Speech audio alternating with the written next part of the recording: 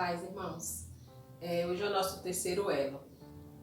Já a terceira terça-feira nós estamos falando sobre a volta de Jesus, né? Com o título de Até que o Noivo Venha.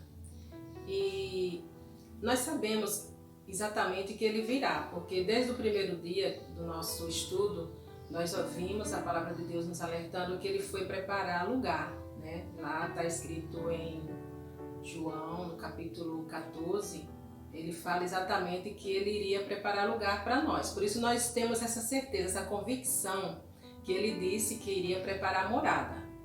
Depois a gente viu que como é que nós devemos nos preparar, nós estamos preparados. O que é que nós temos feito até que o noivo venha? Nós temos esperado com expectativa, com alegria. Então a gente viu sobre a parábola das 10 virgens, né? Que elas se prepararam, que a preparação é exatamente uma preparação espiritual, não é uma preparação física, mas sim espiritual. E hoje nós vamos falar como se dará a volta do noivo, como vai acontecer a volta de Jesus. Já que a palavra de Deus nos ensina, ela nos garante que nós não vamos ter como saber nem o dia e nem a hora que ele virá, só diz que ele virá. Então, assim, é necessário que nós tenhamos essa expectativa no nosso coração, com muita alegria, esperando até que ele venha. Não ficarmos dispersos, né? Como aquelas virgens que elas não tinham azeite nas suas candeias.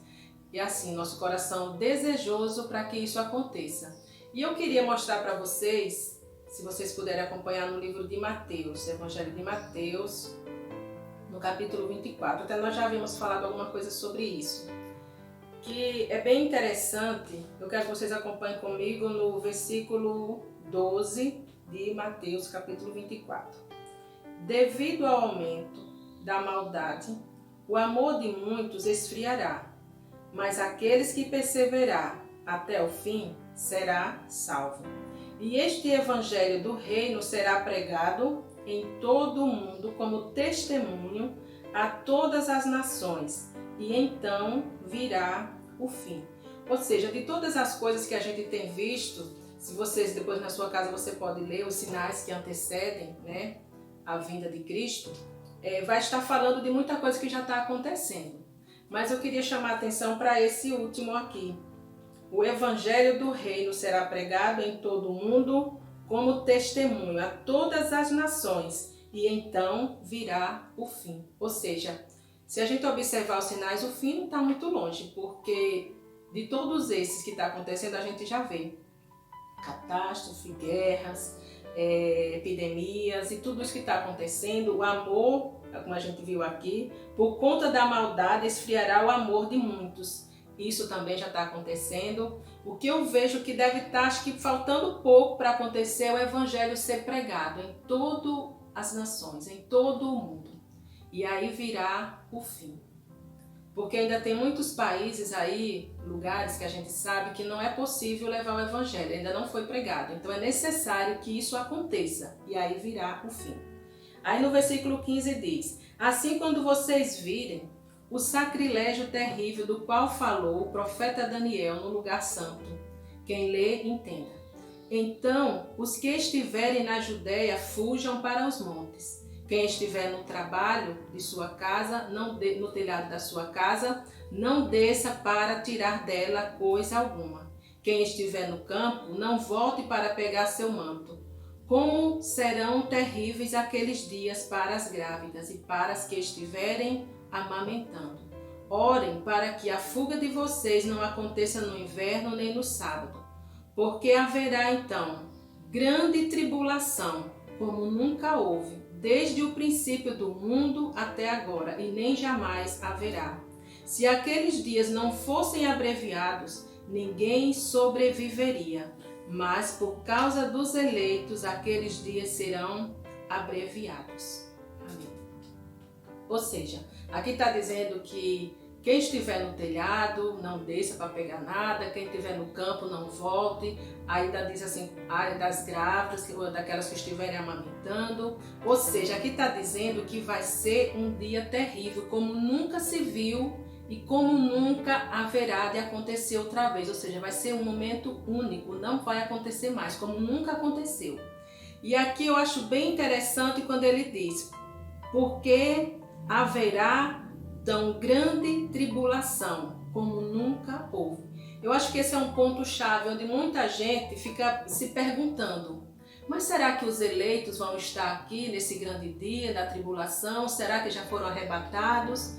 Eu, aqui vendo pela palavra de Deus, esse dia virá para os eleitos também. É tanto que aqui ele vai e fala o seguinte: se aqueles dias não fossem abreviados, ninguém sobreviveria, mas por causa dos eleitos, aqueles dias serão abreviados. Os eleitos, na verdade, são aquele povo que já entregou a vida para Jesus. Aí alguém pode estar se perguntando: mas existem uns eleitos e uns não eleitos? Lembra quando a gente leu a nossa preparação espiritual? Então, para se dar esse momento onde os eleitos vão estar preparados e por causa dele os dias seriam abreviados, é exatamente esse momento. Quando nós entregamos a vida para Jesus, obedecemos, fazemos a tua vontade, lemos a Bíblia, colocamos a tua palavra sempre em primeiro lugar, colocamos ele em primeiro lugar. Então esses são os escolhidos, são o povo eleito do Senhor. Entenda que Deus, ele não faz acepção de pessoas. Deus, ele ama a todos de forma especial, tanto o preto, o branco, o amarelo, o rico, o pobre. Ele não faz acepção de pessoas. O que acontece é que muitas vezes nós é que não nos achegamos a ele para nos tornarmos eleitos.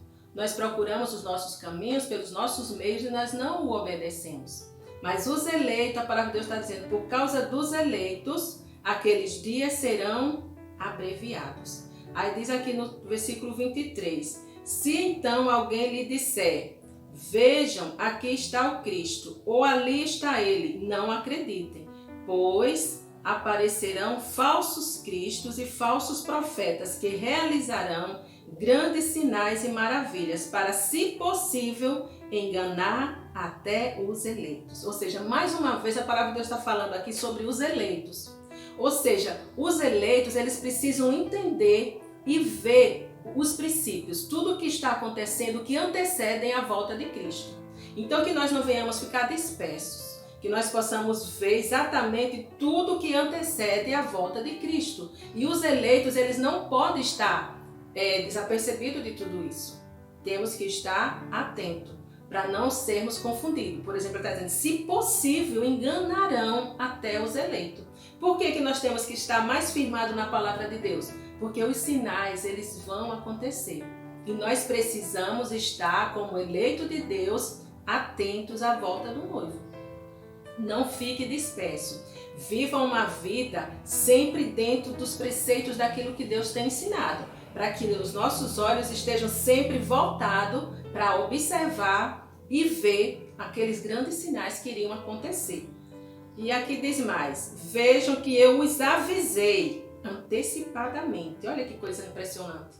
Nós não vamos ser pegos de surpresa se nós estivermos firmados na palavra de Deus. Os eleitos não podem estar dispersos, porque ele está dizendo aqui, vejam que eu os avisei antecipadamente. Assim, se alguém lhes disser, ele está lá no deserto, não saiam. Ou, ali está ele dentro da casa, não acreditem. Porque assim como o relâmpago sai do oriente e se mostra no ocidente, assim será a vinda do Filho do Homem. Ou seja, os sinais vão acontecer. Se nós somos realmente povo de Deus, eleito, escolhido, como ele mesmo diz, nós não vamos ser pegos de surpresa, ainda que nós não saibamos qual é o dia que ele virá. Uma coisa nós temos que ter no nosso coração, um coração alegre, esperando a volta dele. E outro detalhe, a palavra de Deus diz que, será que quando Jesus voltar, quando o Filho do Homem voltar, encontrará fé na terra? Muitos são os acontecimentos, muitas são as tribulações que vão vir por esses dias próximos. A gente não sabe quando é que vai ser a volta de Cristo, mas uma coisa a gente precisa ter no nosso coração, guardar a nossa fé. Porque ele diz, será que quando o Filho do Homem voltar, encontrará fé na terra? Ou seja, as coisas elas vão tentar nos afastar, mas nós precisamos estar focados na palavra de Deus. Veja quando a gente fala do noivo. O noivo é Jesus, que entregou a sua vida pela igreja, por amor a nós, por amor à igreja. E a igreja é eu e você. Quando nós entregamos a vida para Jesus, nós somos a igreja de Cristo. E o noivo virá buscar a igreja. O noivo virá buscar uma igreja sem mancha, sem mácula, uma igreja que entregou a vida para Jesus. Agora, voltando para uma vida, vamos falar de um noivo e uma noiva, homem e mulher. O que acontece quando a noiva está se preparando? Ela procura, ela vai no salão, ela faz uma maquiagem, ela se prepara, ela fica bonita, porque ela vai ter um encontro com o noivo. É um momento especial da vida dela.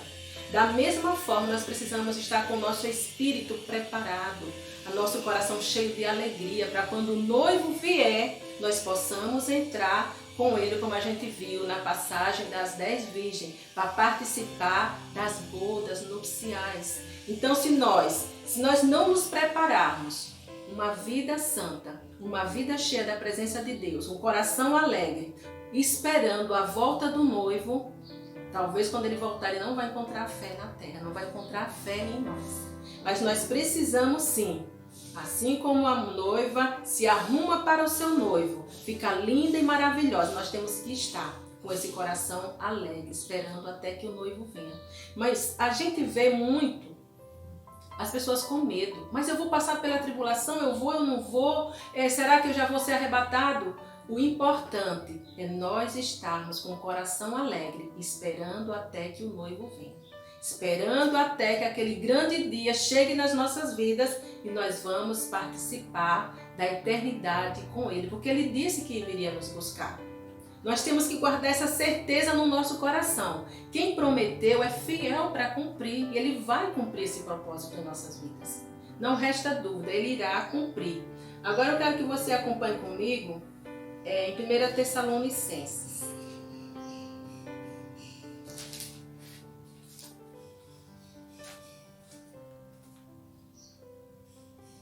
Tessalonicenses, no capítulo 4, versículo 16 e 17. Diz assim: Pois, dada a ordem, com a voz do arcanjo e o ressoar da trombeta de Deus, o próprio Senhor descerá dos céus e os mortos em Cristo ressuscitarão primeiro. Depois nós, os que estivermos vivos, seremos arrebatados com Ele nas nuvens, para o encontro com o Senhor nos ares. E assim estaremos com o Senhor para sempre. Olha que promessa linda. Aqui nos faz lembrar exatamente daquela passagem que a gente viu, acho que foi no segundo estudo de Atos, no capítulo 1, no versículo 11, que diz assim, quando o anjo fala para os galileus: Por que vocês estão olhando para os céus? Esse mesmo Jesus que vocês estão vendo subir, Ele mesmo descerá dos céus. Ou seja, essa aqui é a certeza de que Ele virá nos buscar, assim como Ele subiu. Pois dada a ordem com a voz do arcanjo e o ressoar da trombeta de Deus, o próprio Senhor descerá dos céus e os mortos em Cristo ressuscitarão primeiro. Ou seja, aqueles que morreram em Cristo, que já dormiram, a palavra de Deus aqui está nos dizendo que eles vão ressuscitar primeiro. E quantas pessoas a gente conhece que já haviam entregado a vida para Jesus, serviram a Deus, fizeram as suas vontades, a vontade de Deus aqui na terra, e eles partiram para a glória, e eles morreram. Então a palavra de Deus está dizendo aqui que esses daqui, eles vão ressuscitar. O próprio Senhor descerá dos céus e os mortos em Cristo ressuscitarão primeiro. E nós, que ficarmos, seremos arrebatados. Então não há por que a gente ter medo. Quem já morreu em Cristo vai ressuscitar, a palavra de Deus diz, primeiro. E nós, os que ficarmos, ou seja, se Jesus voltar hoje ou voltar amanhã, nós vamos ser arrebatados. Os que morreram em Cristo, a palavra de Deus diz que eles vão ser ressuscitados primeiro. Ou seja, na tribulação, quem morreu vai morrer com Cristo e ele vai ser ressuscitado primeiro, porque ele voltará. E eu queria que vocês acompanhassem uma parte bem importante ainda, que eu acho que eu deixei passar despercebido, em Mateus.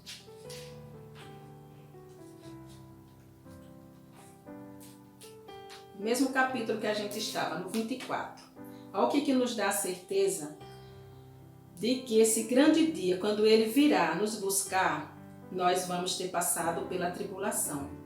Vai dizer assim, no versículo 29 do capítulo 24 de Mateus: imediatamente após a tribulação daqueles dias, o sol escurecerá e a lua não dará a sua luz. As estrelas cairão do céu e os poderes celestiais serão abalados.